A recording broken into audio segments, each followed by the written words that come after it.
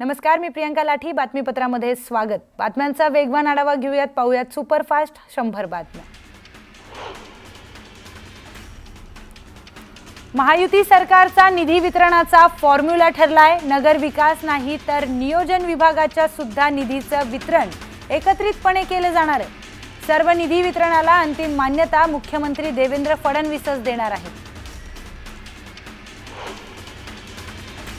महायुतीचा महामंडळ वाटपाचा पेच सुटलाय. संख्याबळानुसार महायुतीत महामंडळाचं वाटप करण्यात आल्याची सूत्रांची माहिती.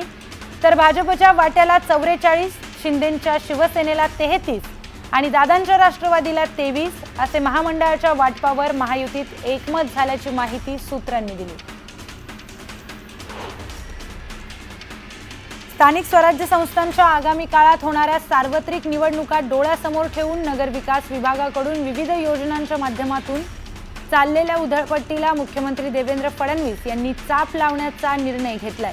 त्यानुसार विविध योजनांमधील कामांना मंजुरी देण्यापूर्वी मुख्यमंत्र्यांची मान्यता घेण्याच्या सूचना देण्यात आल्याची माहिती सूत्रांनी दिली.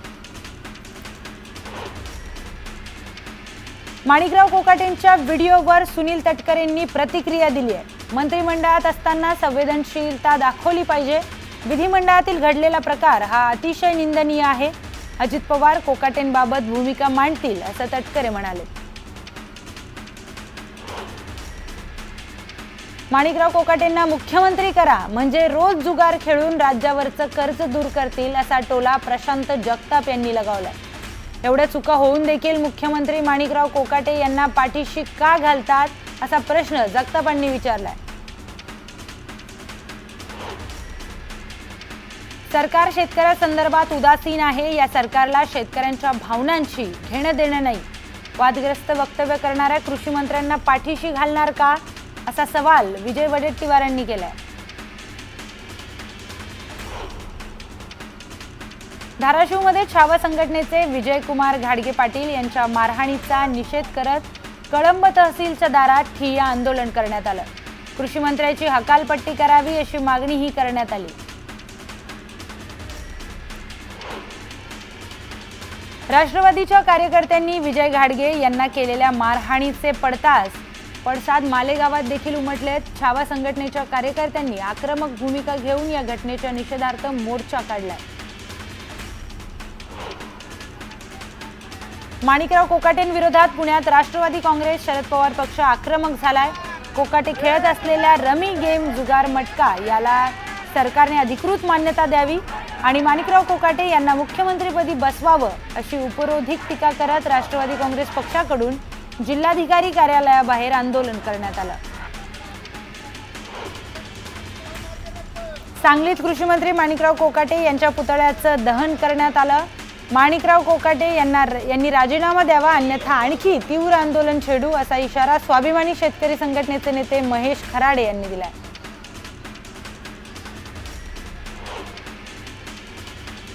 कल्याणमधील मराठी तरुणीला मारहाण केल्याप्रकरणी आरोपी गोकुळ झा याला 2 दिवसांची पोलीस कोठडी सुनावण्यात आली. सुनावणी दरम्यान आरोपी गोकुळ झा यानं कोर्टात गोंधळ घातलाय.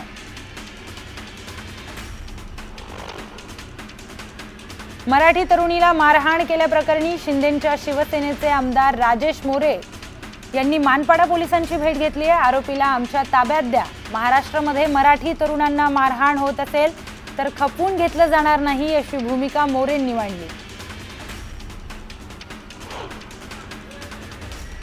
छावा संघटनेचे पदाधिकारी विजयकुमार घाडगे यांना मारहाण करणाऱ्या सूरज चव्हाण यांना पोलिसांनी अटक केली आहे. सूरज चव्हाण स्वतः पोलीस ठाण्यात हजर झाले. अटकेनंतर सूरज यांना जामीन मंजूर करण्यात आला. बीडच्या परळीतील महादेव मुंडे खून प्रकरणाचा शवविच्छेदन अहवाल समोर आलाय. अहवालातून अंगावर काटा आणणारी माहिती समोर आली. महादेव यांचा आधी गळा कापला, त्यानंतर त्यांच्या मानेवर उजव्या बाजूने 4 वार करण्यात आले. मुंडे यांच्या अंगावर तब्बल 16 वार आहेत. प्रतिकार करतानाही त्यांच्या हाताला जखमा झाल्याचं अहवालात नमूद आहे. वाल्मिक कराडचा महादेव मुंडे हत्या प्रकरणात PCR घ्यावा अशी मागणी ज्ञानेश्वरी मुंडे यांनी केली आहे. शवविच्छेदन या प्रकरणात बंगल्यावरून फोन आल्यानंतर तपास थांबला होता. त्यामुळे वाल्मिक कराड यांची भूमिका महत्त्वाची आहे असं ज्ञानेश्वरी मुंडे म्हणाले. यंत्रणांनी सरकारच्या दबावापोटी आम्हाला बॉम्बस्फोट खटल्यात गोवलं अशी प्रतिक्रिया मुंबई बॉम्बस्फोट खटल्यातून निर्दोष सुटलेल्या आसिफ खानने दिली आहे. तुम्ही निर्दोष, पण आमच्यावर प्रचंड दबाव आहे, आम्हाला केस क्लोज करायची आहे असं अधिकारी सांगायचे असं आसिफने म्हटलंय. उद्धव ठाकरे सेनेच्या बैठकीत नांदेडमध्ये झालेल्या कालच्या राड्यानंतर माजी जिल्हा प्रमुख आणि महानगर प्रमुखांची हकालपट्टी करण्यात आली आहे. शासकीय विश्रामगृहात सुरू असलेल्या बैठकीत पदाधिकारी निवडीवरून संपर्क प्रमुख बबन थोरात आणि माजी जिल्हा प्रमुख प्रमोद खेडकर यांच्यात शाब्दिक चकमक उडाली होती. शिर्डी शहरात भारतीय जनता पक्षाच्या वतीने आयोजित तालुकास्तरीय कार्यकर्ता मेळावा उत्साहात पार पडला. या मेळाव्यात नवनियुक्त पदाधिकाऱ्यांना नियुक्तीपत्र प्रदान करण्यात आलं. यावेळी काँग्रेस पक्षाचे पदाधिकारी आणि शहरातील शेकडो कार्यकर्त्यांनी भाजपमध्ये प्रवेश केला.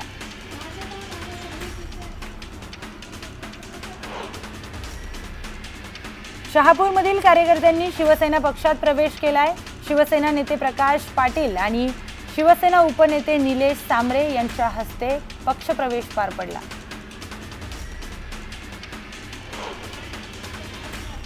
सदाभाऊ खोतांनी विरोधकांवर हल्लाबोल केलाय. जयकुमार गोरे, गोपीचंद पडळकर आणि आपण आधीच फाटके आहे, पण आम्हाला बोलायला लागलो की तुम्हाला तोंड दाखवायला सुद्धा जागा राहणार नाही असा इशारा आमदार सदाभाऊ खोत यांनी विरोधकांना दिलाय. एसटीच्या गट आरक्षणाच्या रकमेत थेट 30% वाढ करण्यात आली आहे. एसटी महामंडळाचा तोटा कमी करण्यासाठी हा निर्णय घेण्यात आलाय. ऐन गणेशोत्सवाच्या तोंडावर दरवाढ केल्यानं कोकणवासी नाराज झाले. वादग्रस्त पूजा खेडकरचं नॉन क्रिमी लेअर अखेर रद्द करण्यात आलंय. कुटुंबाची आर्थिक स्थिती आणि उत्पन्नाचा स्रोत तपासून निर्णय घेण्यात आला.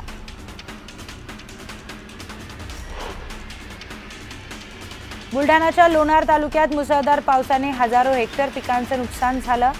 सोयाबीन, कपाशीसह फळबागांचं अतोनात नुकसानीची पाहणी करण्यात आली.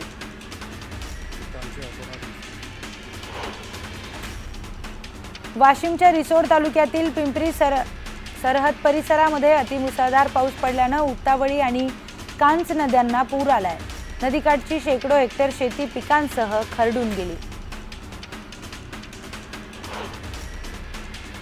नालासोपारा पूर्वेकडील संकेश्वर नगरमध्ये रस्त्यांना तळ्याचं स्वरूप आलंय. 10 मिनिटाच्या पावसाने रस्ते जलमय झालेत, तर चंद्रेश पूजा सोसायटीसह दुकानांमध्ये देखील पाणी शिरल्याचं पाहायला मिळालं. बुलढाण्यातील देऊळगाव कुंडपाळ जलसिंचन प्रकल्प 100% भरलाय. सरोवरच्या भिंतीला मध्यभागी भगदाड पडले. पावसामुळे हे भगदाड आणखी मोठं होण्याचा धोका आहे, त्यामुळे धरणं फुटण्याचाही धोका वाढलाय. सिंधुदुर्ग जिल्ह्यात सोमवारपासून पावसाचा जोर वाढलाय. हवामान खात्याने 25 जुलैपर्यंत अतिवृष्टीचा इशारा दिला असून ऑरेंज अलर्ट जारी करण्यात आलाय. मच्छीमार आणि नागरिकांना सावधानतेचा इशारा देण्यात आलाय. मागील 3-4 दिवसांपासून उसंत घेतलेल्या पावसाने आज पुन्हा एकदा चिपळूणमध्ये हजेरी लावली. चिपळूणमध्ये सकाळपासूनच मध्यम स्वरूपाच्या सरी कोसळत आहेत.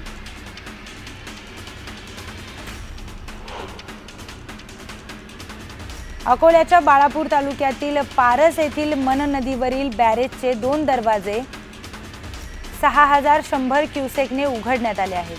नदीकाठच्या गावांना प्रशासनाने सतर्कतेचा इशारा दिलाय, तर बॅरेजचे 2 गेट उघडल्याने बाळापूर शहराला जोडणाऱ्या पुलावरून पाणी वाहत असल्याने वाहतूक ठप्प झाली आहे.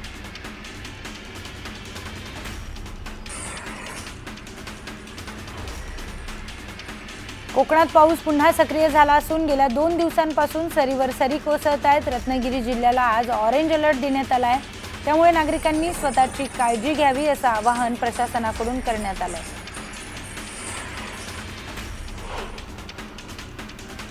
अकोला जिल्ह्यातील बोर्डी शिवापूर परिसरामध्ये पावसाने चांगलाच धुमाकूळ घातलाय. जोरदार आलेल्या पावसामुळे बोर्डी गावातील घोघा नाल्याला पूर आलाय. या नाल्याला लागूनच असलेल्या ग्रामपंचायतीने बांधलेलं सार्वजनिक शौचालय या नाल्यात वाहून गेलं। रत्नागिरी जिल्ह्यातून दापोलीत सकाळपासून विजेच्या कडकडाटासह जोरदार पावसाने हजेरी लावली। किनारपट्टीवर पावसाचा जोर अधिक जाणवत होता, तर हवामान विभागाने मुसळधार पावसाचा इशारा दिला। निसर्गाचा आनंद लुटण्यासाठी अमरावतीच्या चिखलदऱ्यात पर्यटकांची गर्दी वाढली। सकाळपासून चिखलदऱ्यात धुक्याची चादर पसरली आहे। पर्यटकांच्या गर्दीमुळे आदिवासींच्या रोजगारात भर पडली। मागील 2 दिवसांपासून राज्यात पावसाचा जोर वाढलाय। मुंबईतही पावसाची रिपरिप सुरू आहे। गेल्या आठवड्यात संपूर्ण राज्यात पावसाचा फारसा जोर नव्हता, मात्र मागील 2 दिवसांपासून राज्यात पाऊस पुन्हा सक्रिय झालाय।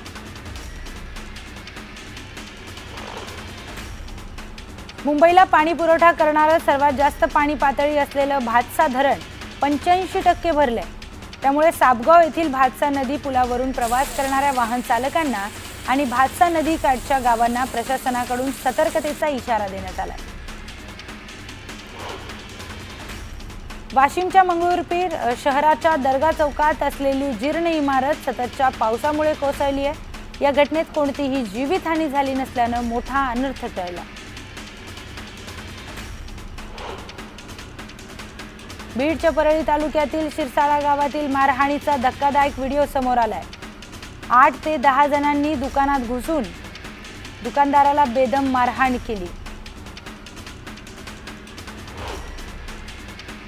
जळगावात एका मेडिकल दुकानावर काम करणाऱ्या तरुणाला कामावरून काढल्याच्या रागातून तुफान दगडफेक झाली आहे। कामावरून काढण्याच्या रागातून 2 गटातील टोळक्यांनी दगडफेक केली, तर दगडफेकीची संपूर्ण घटना सीसीटीव्ही मध्ये कैद झाली आहे। पुण्याच्या धनकवडीत पुन्हा एकदा गुंडांचा धुडगूस पाहायला मिळाला। दहशत माजवण्यासाठी 15 रिक्षा, 3 कार आणि 2 स्कूल बसची तोडफोड करण्यात आली। या हल्लेखोरांना रोखण्याचा प्रयत्न करणाऱ्या 2 नागरिकांना देखील मारहाण करून जखमी करण्यात आलं।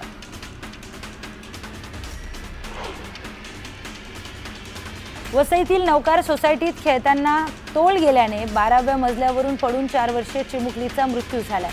त्यामुळे घटनेने परिसरात हळहळ व्यक्त केली जाते।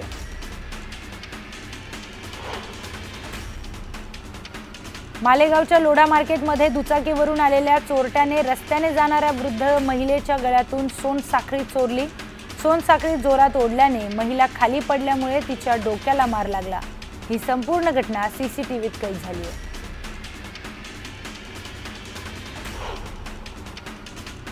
अमरावती जिल्ह्यातील परतवाडा पोलीस स्टेशन हद्दीत माणुसकीला काळीमा फासणारी घटना घडली आहे। जन्मदात्या 40 वर्षीय पित्याने 14 वर्षीय अल्पवयीन मुलीवर अत्याचार केलाय। नराधम पित्याला बेड्या ठोकण्यात आल्या।